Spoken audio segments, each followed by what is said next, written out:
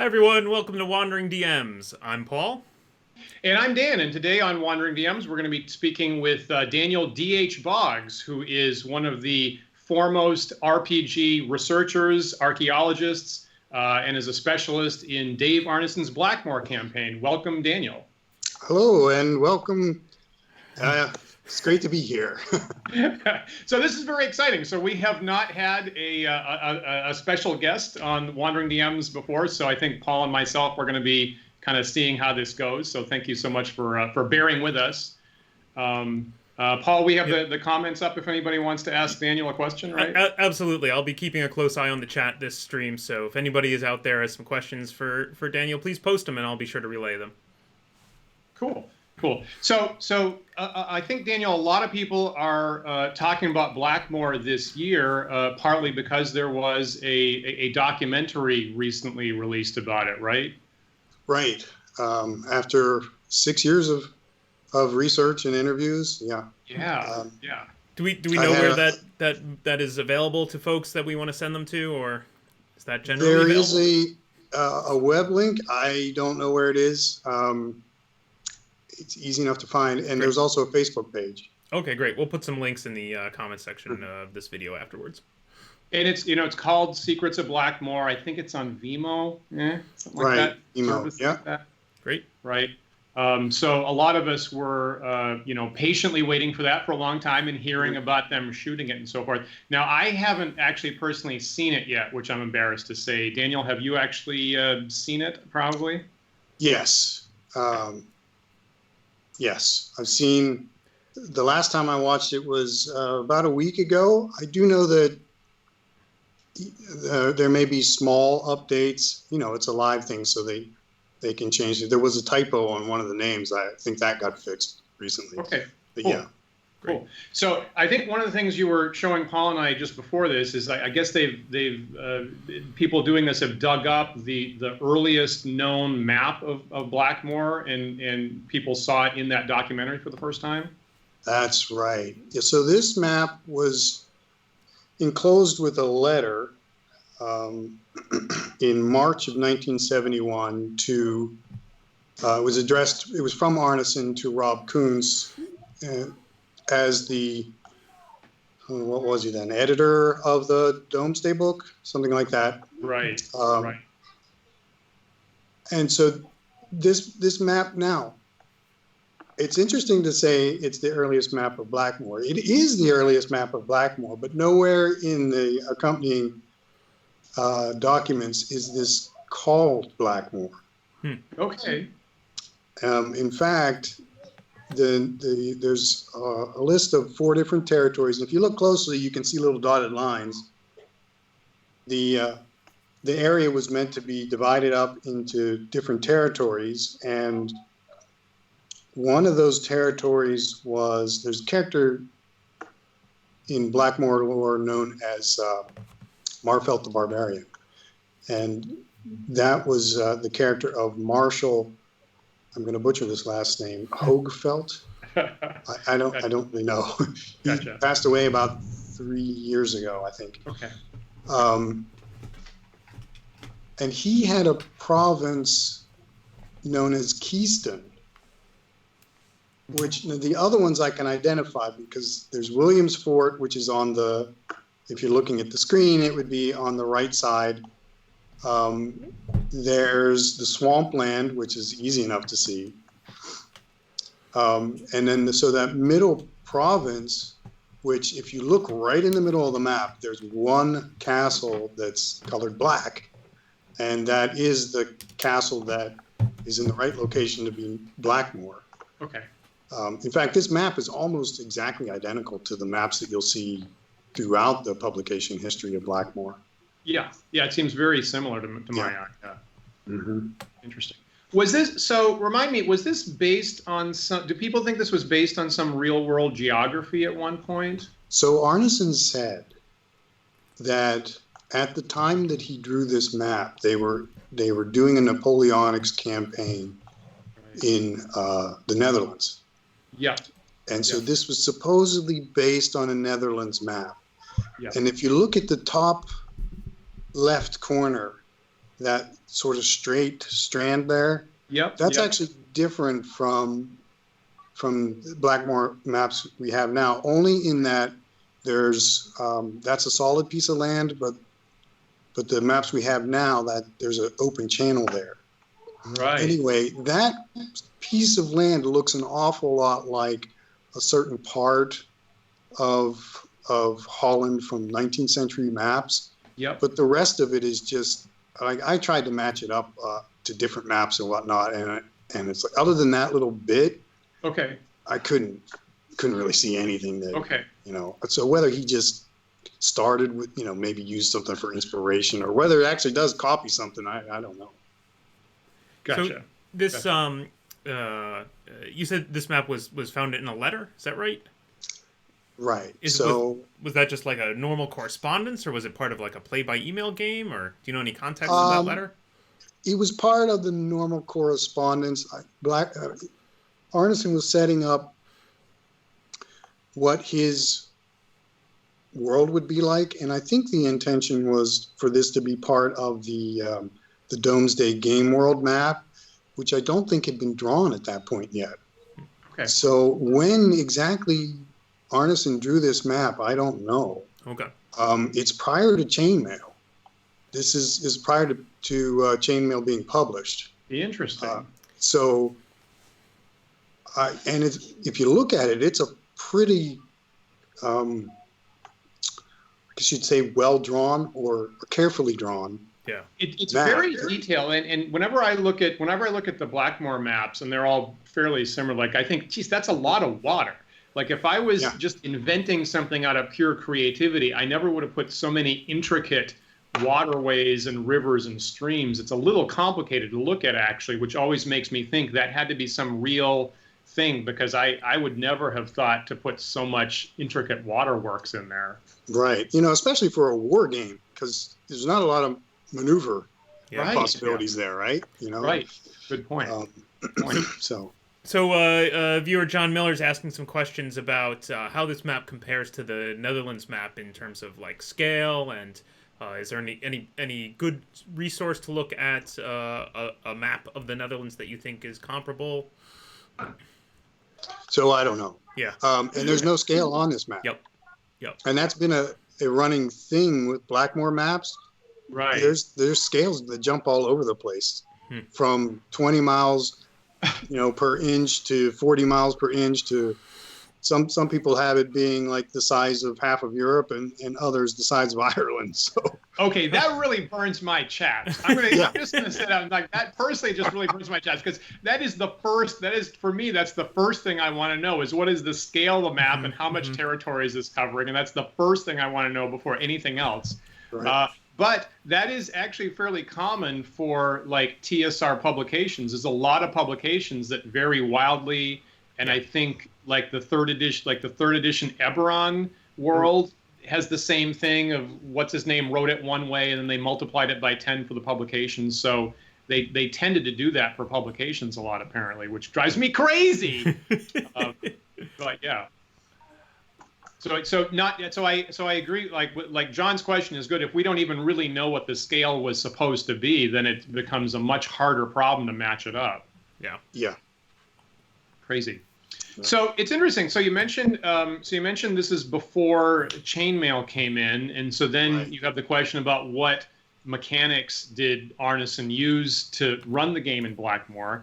And of course, I'm a big mechanics guy myself. I think that mechanics matter as well as other things. So I'm always interested in what the mechanics are. Now there was a blog post recently in which someone was talking about, so I guess, what's his name? Bob Meyer, right? Yes. Runs Blackmoor games these days. Yes. How continuous is that? Was there a direct swap off between Arneson and Bob, or how continuous is that really? My understanding is indirect swap off would be a better way to say it. I think what happened was that Arneson was planning to run one of their anniversary games, and this was near the end of his life, when he was not well. and couldn't make it. And so Bob stepped in at that point. I think that's what happened. He's been doing it ever since. Most of those guys don't really want to, they want to play. They don't want to learn. So they don't want to run? Really? No. What? I'm so glad it's not me that broke Dan this time. Well done, Daniel. Welcome to the show. But is that not the best thing? It allows the most creativity, right? That's crazy. Okay. Okay, so Bob took up the mantle, I guess. Right. And and some of them are still only about half sold on the whole fantasy thing. They'd rather be playing, Russian Dragoons in pick a battle. That's amazing. Really, that's really amazing. Huh. Yeah, now I'm I am kind of broken by that. That's amazing. I mean, I'm trying to compare that to my taste of like getting started with, like Holmesian D&D, and then me being the cranky old man about like tieflings and warlocks, and I don't even know what those things are. Right. Well, there you go. I barely know what those things are. Yeah. So I can see getting stuck on a particular thing. So anyway, so as far as the way Mr. Myers runs it now, someone did a blog post, and like one of my friends was very interested in this, and the claim is at least Mr. Myers runs it with very, very low stats. Like the characters don't have stats. You are supposed to describe your character narratively with one single word. And one of my friends said, wow, that's like really surprisingly new school narrative type gaming. But the claim, at least, is that's how Dave Arneson ran it. To your knowledge, is that how Dave Arneson ran it, with like purely narrative descriptors and no numbers? No, although it would vary a bit between players. Okay. And I think what he thought they were interested in knowing. So like with McGarry, with his sheets, we've got all of his stuff. But with Greg Svensson, for example, now you got to remember, these were in 1970, 72, these guys are 18, 19, 20 years old. Right.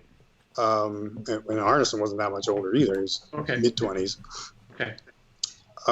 So some of them would have been more trustworthy with things and more interested in numbers, and others would be in like, okay, how do I play? Okay. And when you say trustworthy, you're saying like keep track of your character's hit points kind of thing? Well, probably not hit points, but other stats, and keep your sheet. I know that you'll bring it back next week whenever you come to play and not have lost it or had it, tossed in the trash by your mother or whatever. Okay. And I think Arneson kept, Greg Svensson talks about 3x5 cards. Yeah. I'm pretty sure that Arneson kept separate records. There's a couple reasons I say that, aside from the fact that, this is the recollection coming from the players. Right. That he kept separate records on the characters. And one of the things that he kept that the characters didn't keep was hit points. Okay. Interesting. And I think the reason for that is they all had the same hit points, and we know what those are only because when Greg moved to an apartment, I think in a place called Mantinko, it's in St. Paul somewhere. Right. He was living with a couple of the other guys. Offhand, I better not say, because I might get somebody mixed up there. But a couple of the other guys, and they were playing Blackmoor games, and Greg was the guy running it, probably because he had just designed Tawnaspor. Gotcha. So he needed to know some basic rules. So Arneson gave him some prices for things. He gave him the stats of how many hit points you have at different levels and stuff like that. And he wrote that all into his second edition chainmail. Okay. which is the one they used the most when they were referencing things. Okay, interesting. It's interesting. It's interesting about the who keeps the records and who maintains the paperwork. It's not something that we discuss a lot, because it's like we tend to all have our own habit. And the other thing that sometimes comes up with Paul and me is, like, when I was playing with junior high school friends in the 80s, my players cheated. Like, my players totally were willing to cheat all the time. Yeah. And a lot of my mechanics and methods were dealing with that. And Paul's usually surprised when I say that. Yeah. Now, I trust my player, the players I have, I can trust a lot more.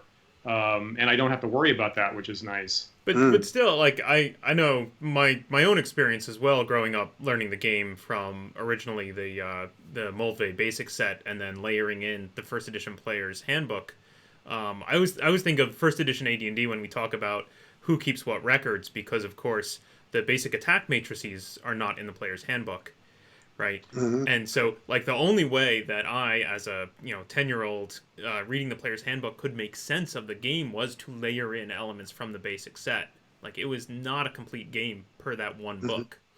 Right. Good point. And then in retrospect, I always wonder, like, are they implying a way of playing here that, like, the DM is supposed to roll all the dice? Is that what? Yeah. Maybe? And it says as much in the original rule books, right? That there's a line in there about rolling up characters it's like your DM is rolling up your characters and then hands you the numbers. It totally says that. Yeah, it totally explicitly says that. Original D&D says the DM will roll the ability scores to help the players decide what class to run. Fascinating. Yeah. So sometimes, again, I think about what would that be like? Like if I had half pre-generated characters at the table and, like, handed people a list of statistics, and now you can choose your class. Would that be an interesting way to get the game started? I don't know. I mean, at some point you just run into, like, the way I often run convention games, which is, here's a bunch of pre-generated characters, pick one. Right. Yeah. Right. So in that regard, what did to your knowledge, what did Arneson do? Was he rolling dice for attacks and hits and stuff like that, or were the players? I think he was rolling most of the dice that had anything to do with something the player's not doing directly. So I think the players were rolling their dice for their character. Okay. And so if we go by what people say now or have said in the past 30 years, right.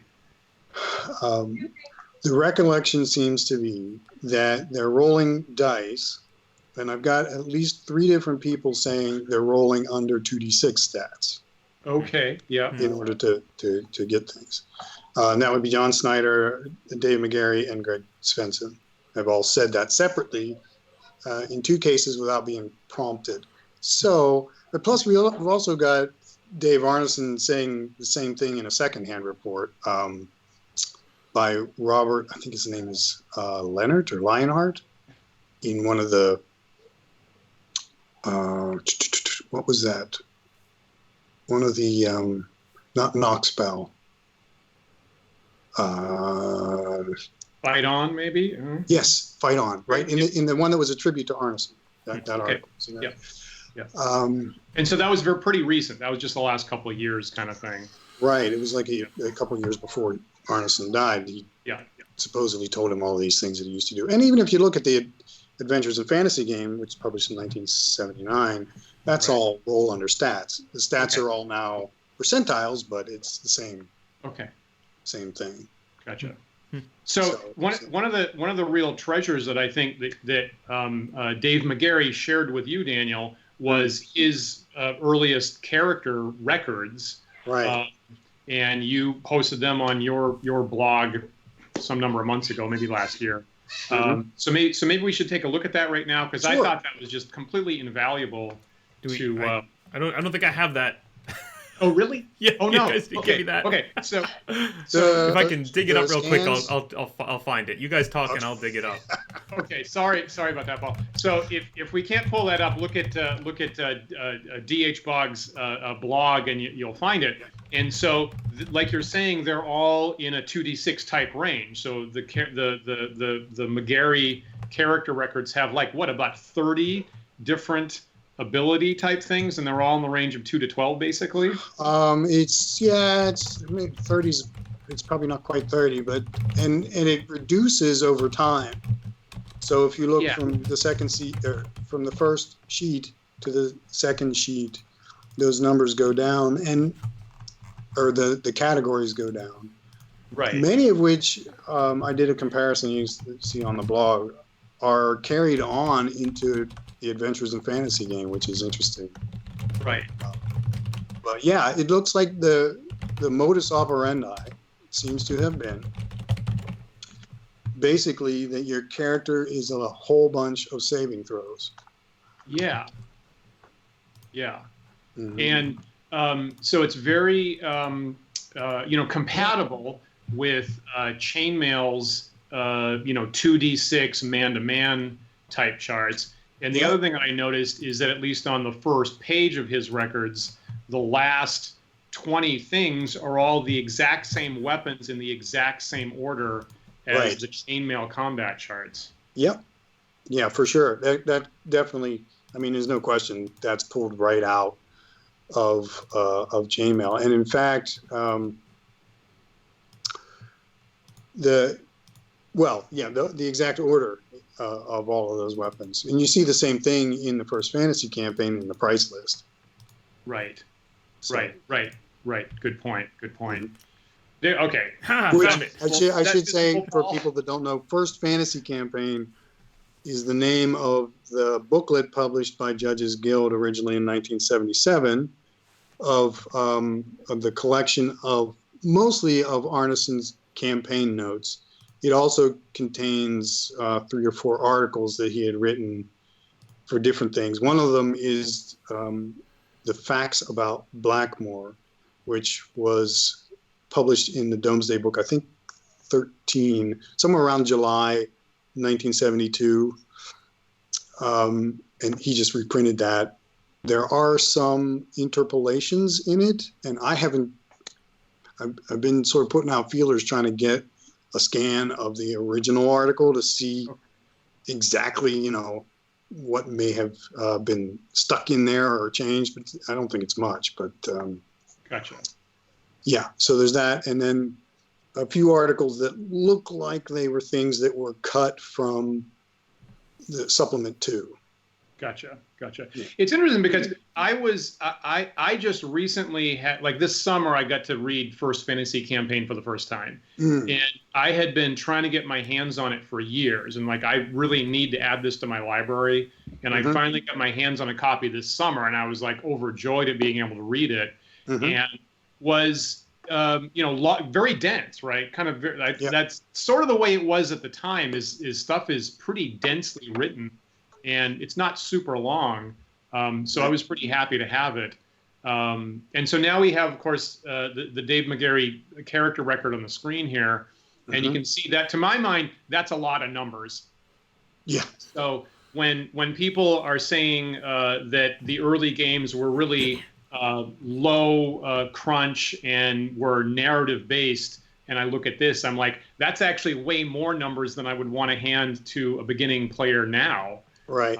That's a lot. Of course, every column's a different character there. Yes. Every row. Some of those characters were very short-lived, and others quite long-lived.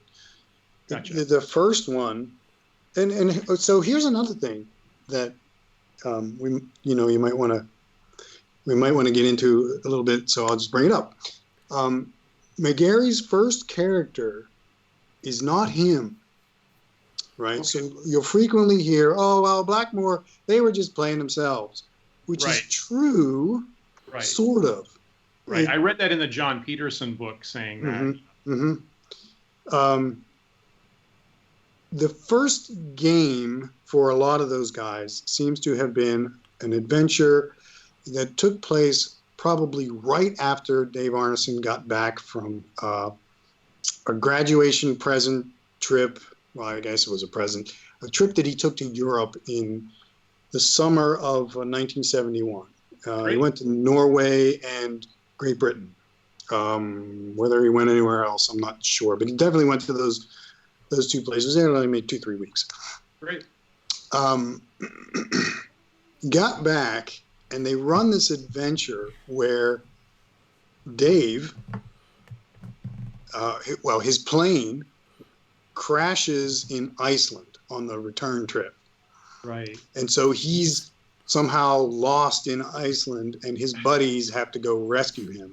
And in the process of which they go on a river that goes through a cave or something like this. I mean, you hear different stories, and it was 40 some years ago. So, right. And they end up in this magical land, which it's a common trope that we all use. Like, oh, there's a magic doorway, and you step through, and all of a sudden you're in this other place where I really wanted you to have your adventure. Right. So they have an adventure there, and the characters that are playing it are just themselves. Gotcha. So Wesley was part of that.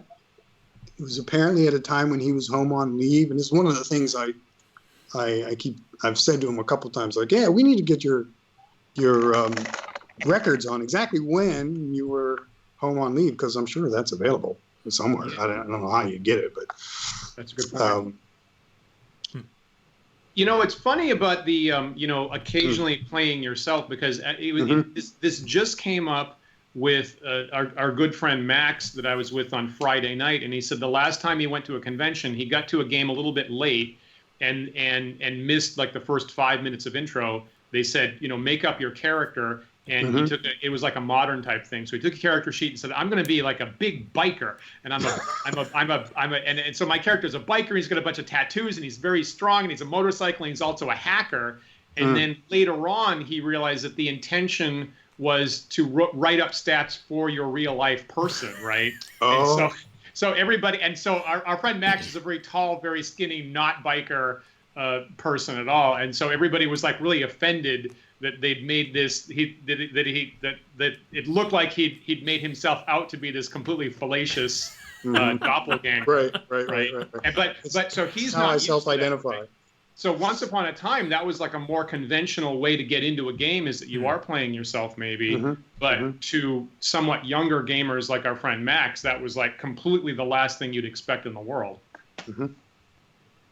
So with Blackmoor, that convention kind of continued all the way through, but it was really quickly, some of the guys started changing that.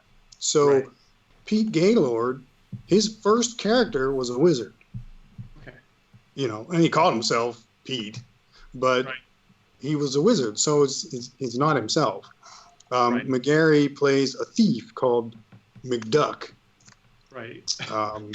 Ross Maker played a dwarf who never really did seem to have a name, but they took on these fantasy characteristics or characters right away, and they didn't really distinguish themselves. There was, if you want to talk about classes, there's only two what we would call classes, and that'd be warriors or actually the right way to say it would be wizards and people who aren't wizards.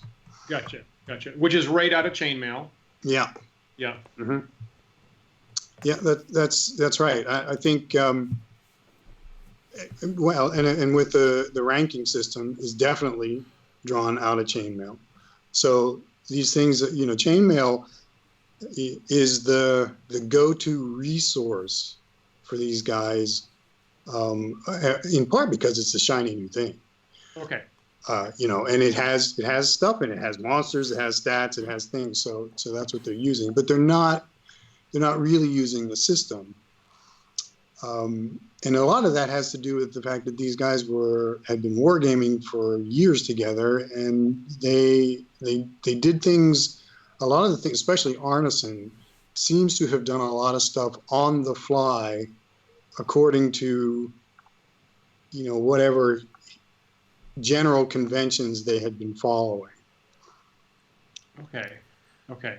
I mean, you know, just to touch back on that, like playing yourself, right? Playing yourself and whatnot, I think is much more explainable when you consider the time and the place, right? Like, you know, fantasy is also reasonably new, right? Like, so perhaps you know, you need that bridge, right? You're talking about players who as you mentioned, Daniel, maybe aren't even sold still to this day, aren't sold on fantasy, right? Right. The corollary that immediately jumped into my mind was the start of Acquisitions Incorporated. The guy who made one of the guys from Penny Arcade made a character named Jim Dark Magic, right? As I'm a magic user, I'm a wizard. My name's Jim Dark Magic, and it, you know, became a pun throughout that series. Yeah. But I think potentially he was just not accustomed to all the tropes that we all have so internalized at this point. Right. Yeah. Yeah, absolutely. And for a lot of them, well, it depended on what they read, right? So for some of them, their touchstone was the Lord of the Rings. And for other guys, you know, they were reading the Gore books and they were reading Conan and all this stuff. Going back to the letter that accompanied the map, when you look at that, there's reference. It's unspecific, but there's references to Picts. There's references to the Red Wizards. And there's another thing. A couple of things that make it look like the way Arneson was setting this up originally was very Howardian, very Conan-esque. That was his original vision. And when he gets Chainmail with all this Tolkien stuff in it, that changes how Blackmoor was put together. Yeah, I find those kind of things really interesting because, like, on the one hand, like I kind of expect people to have like a very firm campaign world idea, and then these kinds of influences come in, and they're very, very liquid. They're very, very fluid about how willing they are to, you know, just graft brand new stuff onto it from time to time. Sure. You know, that may one of the things I think that translates from Blackmoor into D&D is that very fluidity. And that all goes down to Arneson's sort of willingness to just throw everything into the pot. Yeah. You know, one of his main players was Dwayne Jenkins, and Dwayne Jenkins loved Dark Shadows, and he wanted to be a vampire. So, and that was the TV soap opera with vampires and werewolves and stuff like that. Yeah. Yeah. It was just, you know, this is 19th century Gothic horror. It's got nothing to do with Conan or you know, Tolkien and the elves, and yet it's all thrown in there from the start. Almost from the start. Fascinating. So when you mention, you know, the way they use chainmail, I feel like in some circles it's actually contentious. Like I've seen some people like really push back against never use chainmail. They never use anything from chainmail. And so it sounds like with what you're saying, they're using some of the thematic content without specifically using like the specific combat tables. Is that sort of the gist I'm getting? Yeah, although there was at least one game early on when they used the fantasy combat table, according to what Arneson repeatedly said, and he would say like 2 or 3 games or 2 or 3 weeks, or, you know, the story. The one thing about Arneson you got to understand is he was as friendly with hyperbole as our current president is. Okay. So just think of it that way. Interesting. So, you know, you take the basic fact and like, okay. So we strip away the what may be exaggeration there and look at what he says, that they used the fantasy combat table for at least one game, and Bob Meyer was the guinea pig in that game. Okay. And we actually have a report that seems to be talking directly about this game. One of the earliest, I think it's the second reference to Blackmoor in the Corner of the Table newsletter, which was the newsletter that Arneson typed up and sent out to his gaming group. Theoretically, I think it was monthly, but it didn't work out that way. But anyway, in that newsletter, I think it was April 17th, was the date scheduled for a Blackmoor game that would involve, oh, well, no, that's not correct. It was a medieval Bronstein that would involve a poker game under a troll bridge. So we have a report from Bob Meyer, the guy who does the DMing for the Blackmoor group now, that his first experience with Blackmoor was playing in a game where there was a troll under a bridge. So it looks like it must be the same game. And his experience was that he was a hero, which again, drawing straight from Chainmail. Mm-hmm. There was a situation where there was a fight going on under the bridge. I guess the poker game had gone sour, and his character charges in to attack the troll, thinking, hey, I'm a hero, I'll make short work of this guy. And the troll does one attack and kills him, which is what you get on the fantasy table. Yep, right, roll into, it's like either dead or not dead, basically. Yeah, exactly. Yeah. Which totally pissed him off, basically, and he says he didn't play Blackmoor for months, if not a year or two after that. Okay. So, interesting. My feeling is, and you get the sense from what Arneson wrote about that, is that incident and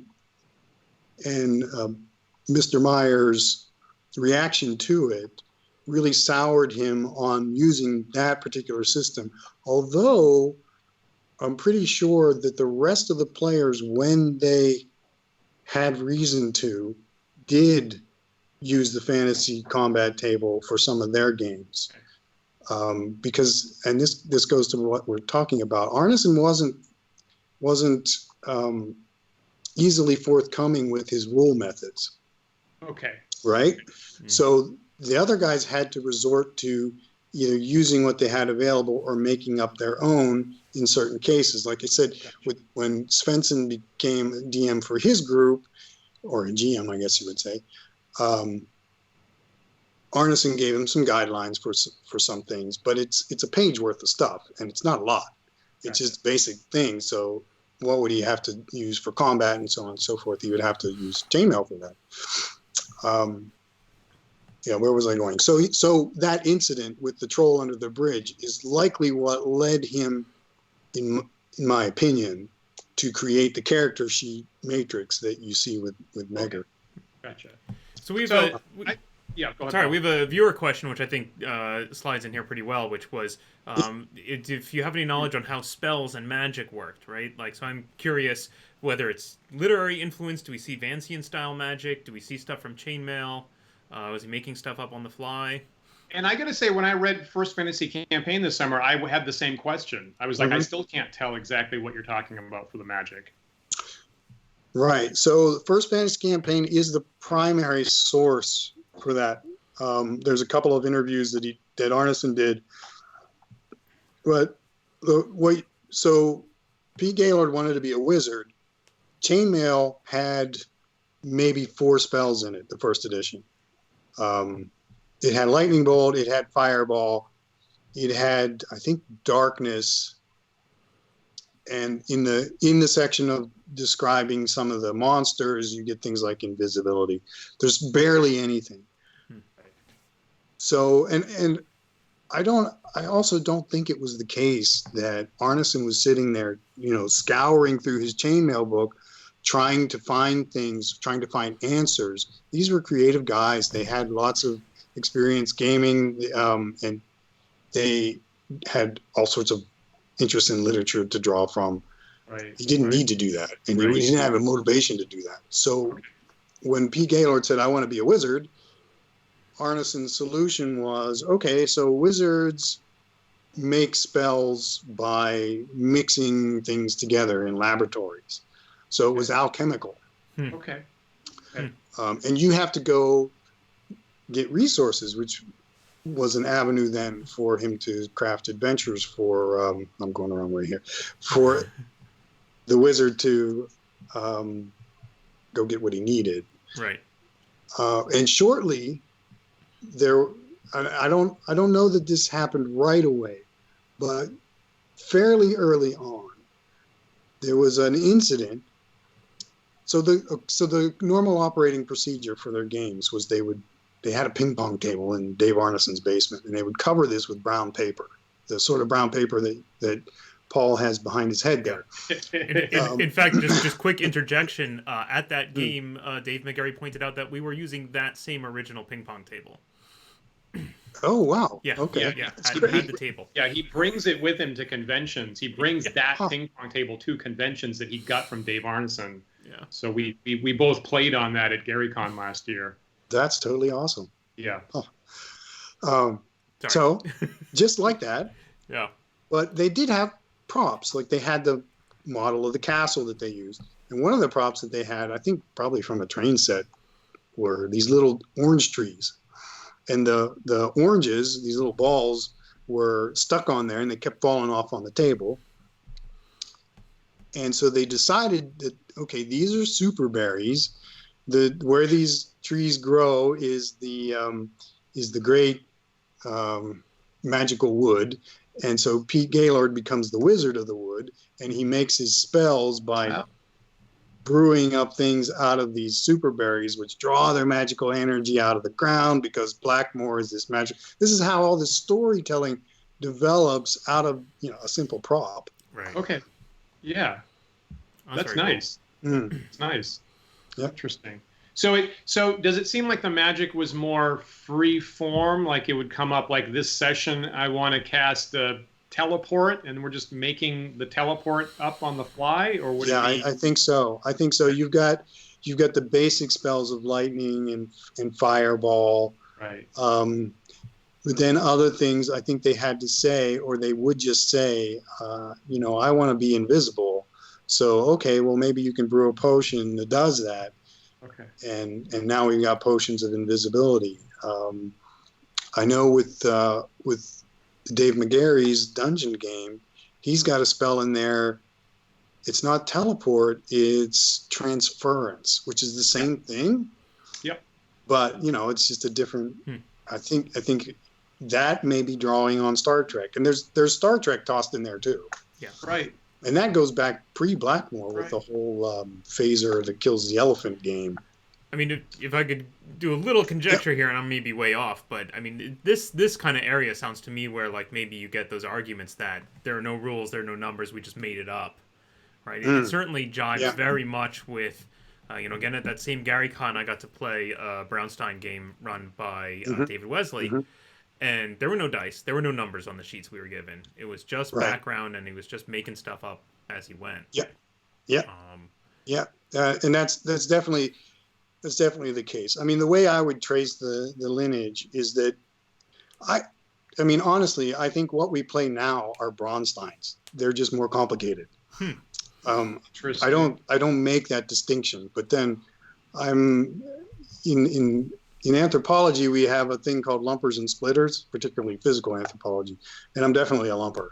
If it walks like a duck and talks like a duck, it's a duck. Okay.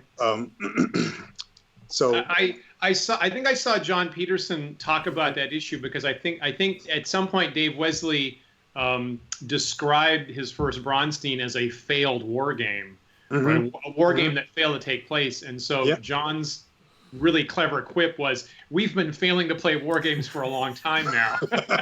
Right? And I really like that myself. That's good. So that's interesting. It's interesting, and I've seen this with both Arneson's games, and I've seen this with reports of Wesley's games, is different. There's totally this Heisenbergian Rashomon, like different people have wildly different reports about what happened in different Arneson games and different Wesley games. I've seen just diametrically opposite. Like I was in a game with Wesley and A happened, and I was in a game with Wesley and exactly never saw A at all. That's interesting. I feel like I can sympathize with this, particularly if you're in an early phase of gaming and you're still evolving how you handle things. Is even in my games now, I change some rules every week. Right. Yeah. And if you were in a case like Bob Meyer, like I play in one game, I don't like it, I get killed from one shot, I come back 6 months later, maybe it's a totally different game at that point. And if you didn't see those sessions in between, Like if somebody came in once 3 months after that, they would possibly have a completely different experience with different stats and a different way of handling hits and stuff like that. And so if people came in for one session, they might very well be experiencing different games on a weekly basis, maybe. I think that's really fair. I do think that there was a certain stability in the rules, and I think we see that through the character sheet. But those are basic That's a good point. rules.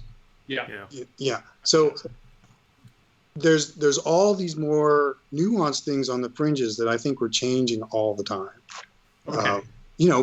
Through experience. It's like, okay, well, that didn't work, so maybe we better tone this down, or maybe I should have a rule that covers swimming better, or because you don't want your players mad at you, so you make those adjustments. Daniel, I think that's a really great. Yeah, go ahead, Paul. Sorry, do you have any perspective on how much the groups playing with Arneson back at that time had an expectation like we do in modern games, where the players are a team who are acting cooperatively versus they were actually trying to undermine each other or work against each other? So I think that the way to say that is yes. yeah. So all of the above. Some of the players, and this traces back to Wesley's Bronstein, right? Some of the players early on cooperated, and some of the players worked against. Yep. So, and I think to some extent that also had to do with how often they were coming to games. So you might have a character that came to a game, played a bad guy, and then so that character is now that bad guy, that wizard in the dungeon, but he's not coming to games anymore because he's got a job or a girlfriend or whatever. But you don't want to kill off his character or make it disappear because, hey, he's still part of the group. He may show up, at Christmas or what have you. So those characters, when they show up, they may play a monster. They may play that bad guy. They may play a good guy if their character is dead. An example in part of this is Greg Svensson. You read one of the Cots where it talks about the Battle of Lake Gloomy, which was 1972 in summer. He was, I think, working at a summer camp. He was working that summer, had a summer job. So his character was killed off when he wasn't there. And he wasn't too happy about that, but they resurrected him. The characters had a life of their own within the world. Yeah. So the amount of cooperation that happened, I think from the start, if you look at the Icelandic game, that was a cooperation game. They were all looking for Arneson, wherever he was. In later games, there was cooperation on dungeon dives, as they called them, and there was also competition where some guy like Dan Nicholson played a merchant. I don't know how active he actually was at the table, but he had a merchant character. He ran he had basically a merchant, a monopoly or a merchant mafia that ran everything. And some of the other guys didn't like that, so they set up a counter mafia, if you will, against that to try to undermine him. And that was part of what McGarry was doing. He had some of his guys digging a tunnel into the merchant's warehouse, trying to steal his stuff, and things like that. I'm so glad Paul asked that question, because it really brings up an interesting point. We don't talk very much about these fourth wall issues. But if someone comes every week, they're interacting in a different way than someone that drops in once every 6 months or something like that. Right. And to me, that's really relevant because I totally deal with the exact same issue of players there every session and some that don't. And I keep those sheets and I'm like, I'm not going to throw away these characters they made up. I'm going to stick in my binder. Maybe they can be a henchman. Maybe they can be like a foe someday, or maybe the player will show up again. I totally deal with that same thing. I also think that players working against each other may somewhat explain the different accounts you get of even possibly the same game. I remember Wesley talking about after the game I played with him about having sessions where he ran Brownstein, and then later, even as much as days or even a week later, heard stories coming out of things that happened at that game that he was not aware of.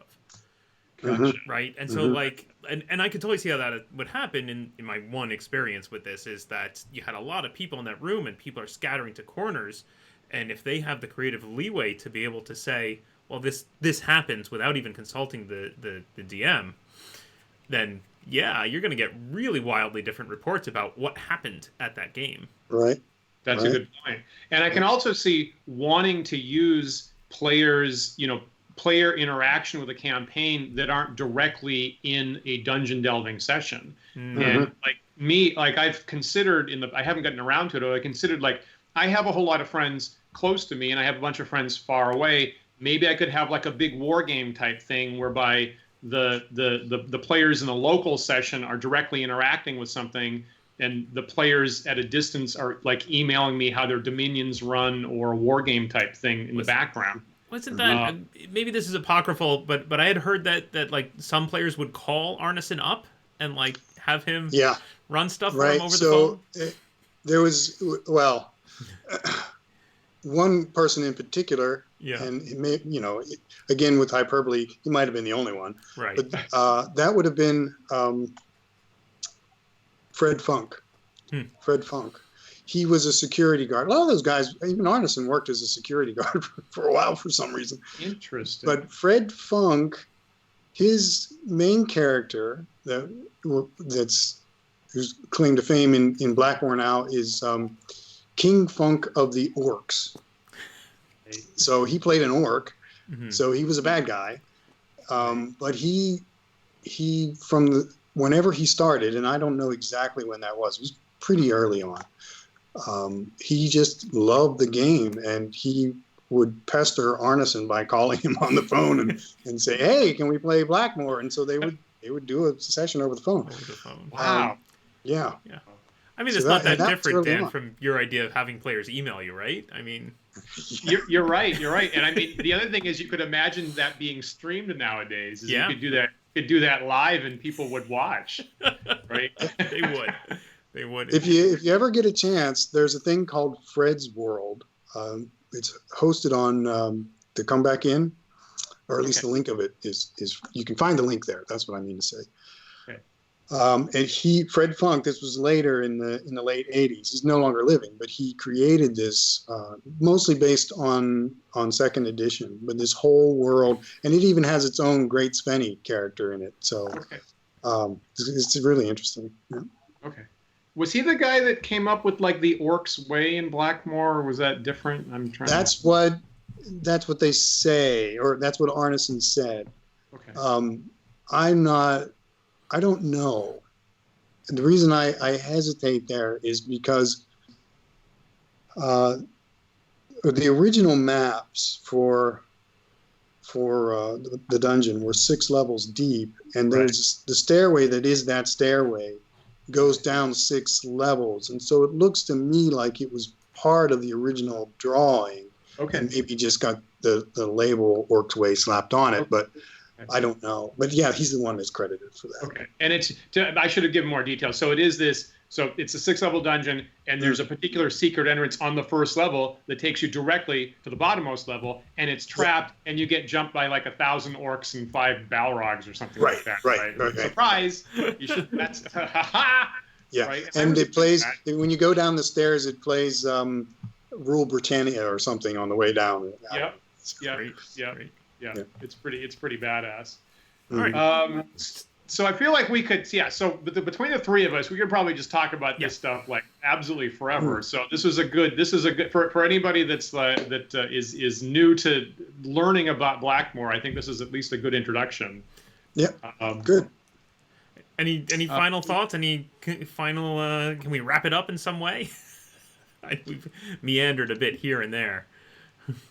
So people should visit Daniel Boggs' blog, which always has new, interesting things to look at, which I always appreciate a lot. And the address of that is what again, Daniel? It's Hidden in Shadows at Blogger, or on Blogger. Yeah. Great.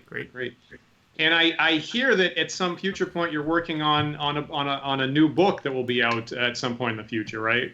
Right. I don't know how much you could talk about that. No.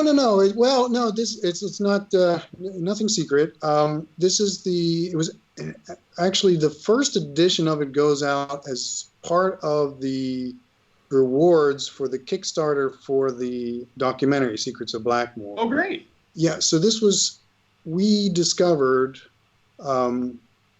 almost independently. Well, okay, so the basic story is Greg Svensson, 1973, towards the late summer, created a dungeon, which he called Tawnaspor.